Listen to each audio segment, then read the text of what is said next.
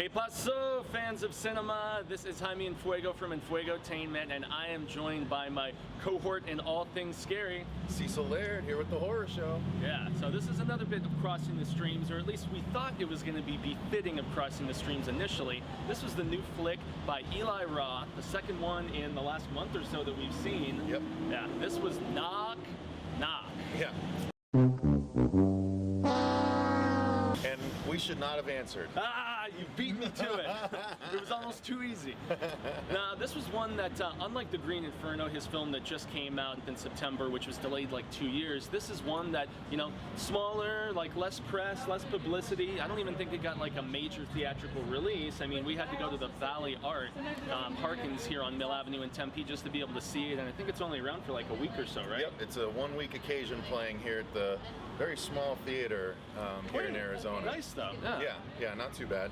Yeah, but I can kind of see why it didn't get as much fanfare. I can see why, you know, people aren't really saying it's the worst film ever, but I don't know. And there's a lot to say, not really a lot of it good, but we are still going to tackle this with the Fuegotainment format. We always do the Bueno, the Malo, and the Feo, which is basically the good, the bad, and the ugly. Mm-hmm. And you're going to be hearing a lot of one in particular from us. But I guess I can start out with the Bueno on my end. I thought the concept was cool. It was interesting. I mean, I know they were trying to kind of do for cheaters what Jaws did for taking a swim, or what Eli Roth did with Cabin Fever for, you know, going on some strange, you know, hick-taw trip or whatever. But so I'd say, yeah, execution maybe wasn't quite there, but at least the concept sounded good on paper, right? The concept was, I don't know, I guess it was okay on paper.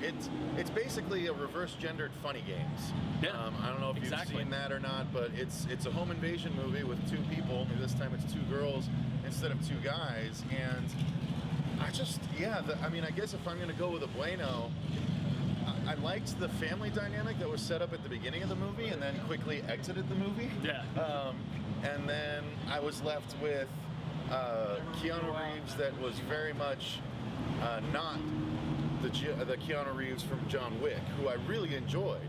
I was like, I saw John Wick and I'm like, oh cool, Keanu's back. And then I saw Knock Knock and I'm like, oh no, Keanu is still overacting a lot in a lot of parts. Well, we'll save that for the Malo. I'd say, I mean, some of the acting that I thought was good was Lorenza Izzo, I believe is her name. Izzo, yeah, she was also in The Green Inferno, so obviously she's like kind of a muse of sorts. See, I was more of a fan of the blonde than her. You thought the blonde's acting was a little bit better? Yeah, Lorenza was so over the top and trying to be so like mustache twirling, kind of methodical and maniacal, and I bought into it on her end. Yeah. See, I bought into the blonde doing the whole daddy thing all the time. Like, I bought into her way more than I bought into Lorenza in this one. You could tell she was maybe a little more messed up in the head than even Lorenza's character. Yeah, for sure. You know? But somehow she reined it in for the acting part of it. So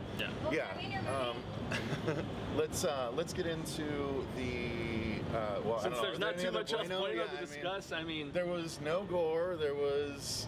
At the end of the day, it wasn't even really a horror movie. No, I don't really even know wasn't. if I'd call it a thriller. It was just kind of a strange black comedy. I mean, I guess you have to call it a thriller, but it was more black comedy than that, and it just wasn't that interesting as far as thrillers go, for sure. Yeah. Not a lot of Bueno to discuss here. I mean, segueing into the Malo, into the bad, I just felt kind of bored. I felt like I was tied down there with Keanu, and I was just like, oh my goodness, I just want these bitches to either kill me or to just leave or have the tables turn at least at some point. But they almost did. I mean, this isn't going to be spoiler territory or anything, but it was so frustrating. It was like you said, it's like you were tied to the chair along with Keanu and just couldn't do anything. And I wanted something to happen, but nothing was happening. They were just acting crazy and yelling a lot and damaging property and destroying his house. That was some Malo. They wreaked some havoc on his entire life. There was such maliciousness, man. That was some definite Malo, I guess. Maybe not in the writing, just in those characters. These chicks were indeed crazy, and they were playing some serious head games with it, man. Yeah, for sure, definitely. But you know, another Malo for me is basically the complete lack of satisfying ending. I mean, we're coming off of seeing a bunch of movies at the International Sci-Fi and Horror Film Festival Fall Showcase. One of them in particular had such a satisfying conclusion. Fist pumping, man. Exactly. That I'm just hoping that we were going to get more of that through the rest of October's horror movies. But this was the most dissatisfying ending. Like it could have gone one way or the other and still been satisfying in a way, felt like a cop but out. it didn't do either. It didn't do either one. It's just we're gonna just pull out, as it were. You know? Like, there's a joke there. But yeah, I will go back and say there was one Bueno, and being a man, of course, a straight man. He went somewhere that I almost forgot to. Yeah, these were two hot babes. Two very hot babes, and there was some skin and some sexy situations that, again, I'm a red-blooded man, and it got I was gonna say it got a rise out of me, but that's not quite the case. You just did. It was at least that part was entertaining. You know what I mean? So I had to backtrack for at least that good. Yeah. But I don't know. I'm honestly ready to get into the Feo, Let's man. do it. What's ugly for you? Let's get into the ugly. I'd say the ugly was definitely just the social commentary about how weak men are. The fact that he's got this lovely family, the pictures posted all throughout the house, and I mean, granted, he put up a fight there for a little while. You could tell that he was, but the gears were turning in his head from the moment they knocked on his door, man. Free pizza! Yeah.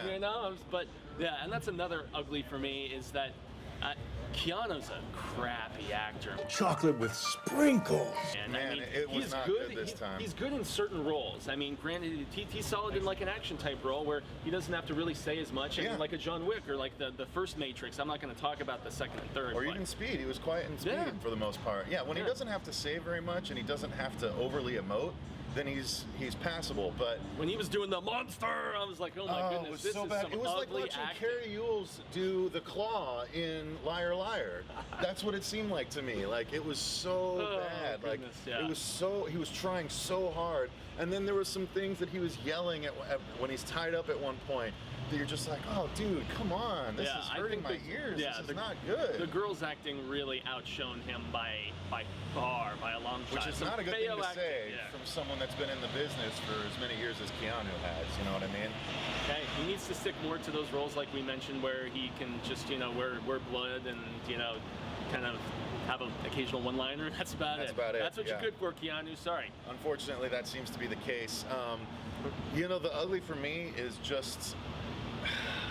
God, there's a couple things I could say, but the complete lack of gore, the complete lack of horror, the complete lack of resolution, and the complete lack of an interesting story. All of those things roll into one and make a really ugly movie, in my opinion. And this isn't like, sometimes the ugly can be the good gore that I like. Oh yeah. But this is just flat. The ugly is just flat bad. I mean, it's just. It was a mess all over the place. In the fact that I went seeking some sort of fulfillment, and I really didn't get any. It was a trap. Yeah, damn it. It really was. It really was. So that's definitely, I don't know, that's just one of the many things you could consider bad or ugly about this movie. I would not recommend it to you guys. Yeah, for I sure. honestly don't even recommend saying, hey, go watch it and make your judgment. I just, not entertaining. Not really. And some people have actually liked it. I've heard some people say it's like the best Eli Roth has been since for whatever. I think the headline that I remembered, maybe it was Bloody Disgusting, or it was one of the pages. They were like, it's the least bad movie that Eli Roth has made. Right. I don't know, man. I still think Cabin Fever is Cabin Fever's great. I thought movie, man. A lot of people really like Hostel too. I was a big fan of both Hostel movies. Yeah. I feel like he's kind of lost his way a little bit, man. Between this and The Green Inferno, I mean, I still think that he's made a few good movies, so I still have faith. I mean, look what happened with The Sham Hammer with Shyamalan. He kind of reinstilled my faith a little bit. But yeah. I'm a little worried about the Meg movie now. I don't blame you. That's been a long time coming for me. For the past 20 years, I've been waiting. Now they're finally going ahead with it. Yep, and he's doing the Meg movie. I mean, it'll still be a giant shark, so I'll still enjoy those parts, and hopefully he'll get the Carnage right, because he does know Carnage, but this was not. There was zero. Good. There was donuts for Carnage in this. Absolutely nothing. Yeah. I mean Keanu acting like he's gonna go deaf, or go deaf rather, and it's just like, really? I mean, it's just brutal. It was brutal. Silly. So yeah, I guess this is probably going to be one of our shortest reviews. And you know, when a film, I mean, I almost felt an indifference. You know, you can like really hate a movie.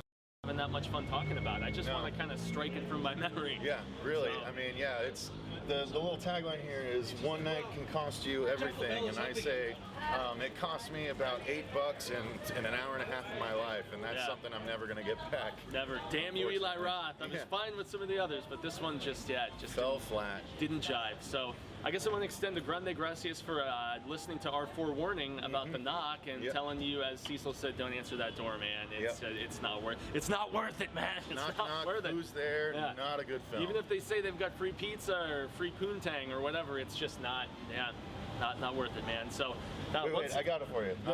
Yeah. Who's there? Terry. Terry who? Terrible film. Yes.